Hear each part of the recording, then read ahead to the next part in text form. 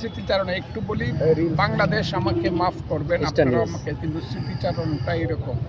8ই ফেব্রুয়ারি 2018 সালে উনি জেলে গেলেন। এর আগে 3রা ফেব্রুয়ারি উনি লা মেরিডিয়ানে উত্তরাতে একটা মিটিং ডাকলেন। উনি সারা বাংলাদেশের কোনো নেতার কথা শুনলেন না, শুধু বললেন, ফখরুল তুমি একজন লোকের নাম ঘোষণা করো, আমি তার কথা শুনতে চাই।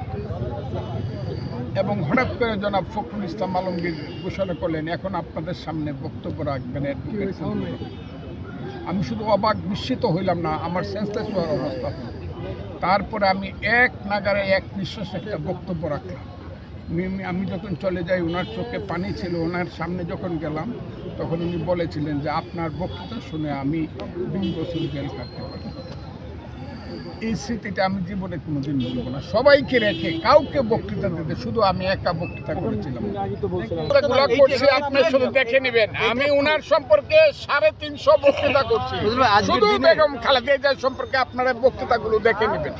আমি শুধু বলি, মায়ের সামনে সন্তানের লাশের কিন্তু জবাব নাই, এটার কোনো সান্ত্বনা নাই।